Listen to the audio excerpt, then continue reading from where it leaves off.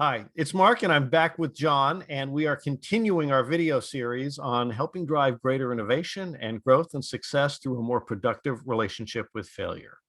John, what's our topic for this video? We're going to talk about the actual word itself and how each of us approach this word. It is an incredibly loaded topic.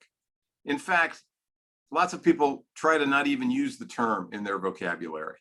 Nobody wants to fail. And it's always difficult to talk about failure, but all of us are experts at creating it. And one of the things we want to encourage you to think about is, even though we all fail a lot, does not mean we're all failures by any means. In fact, the failures we create in what we do and how we do it, the mistakes we make, actually give us the potential resource to improve the very things that we want in order to succeed. Yeah. So, John, it's interesting. Sometimes we have this practice of verbing a noun, right? We'll Google something, we'll do whatever. Well, we talk about this in the book. We said, look, we've gone with failure. We've gone from noun to verb, right? But in some ways, we've almost gone, wait a minute. I just failed on that one. I just failed on that one. We're going to keep going. The reverse of that? We're going forward. We went from verb to noun. We typically talk about verbing something noun to verb. Here with failure, we've gone from verb to noun. And guess what you just saw? You just saw a goof in the making. And since that's part of our theory, let's show you when it happens. We're going to show you. Yeah, we're going to talk about that, by the way. And I got this from John. If you say failure slowly, which I just went through, right? It's your failure. And we just have to think about it differently, because that's not really the way it is. Failure happened, and we're going to learn from it. So the question, I think, for each of us is, how do you think about failure? Because all of us think about it, deal with it, are afraid of it, address it in very, very different kinds of ways. It's one of the reasons why this topic is so tough in an organization, because it's so unique to each of us as individuals.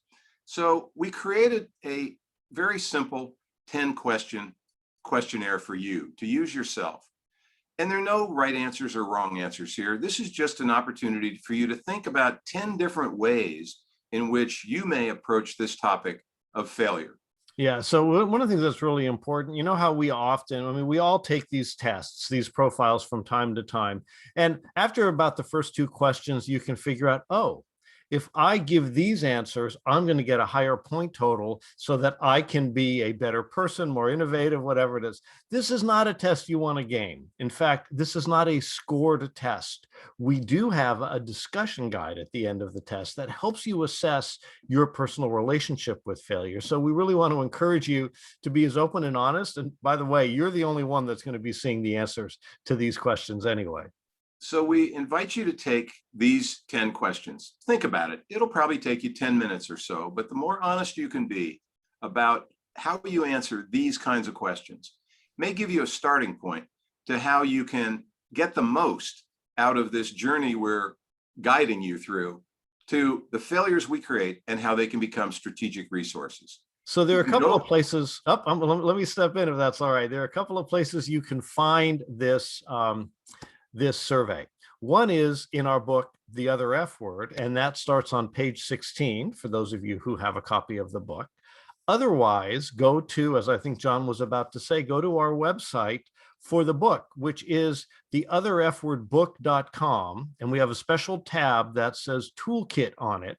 And under the Toolkit tab, you will find this and other tools, activities, and exercises that we'll be going through as we go through this video series. By the way, make sure you put the word book in that URL. Well, and you need the otherfwordbook.com. Otherwise, it's going to take you some places that we have no responsibility for. So that's it for this episode. If you want to find it in the book, there it is. But we'll see you next time. Thanks so much. See you next time.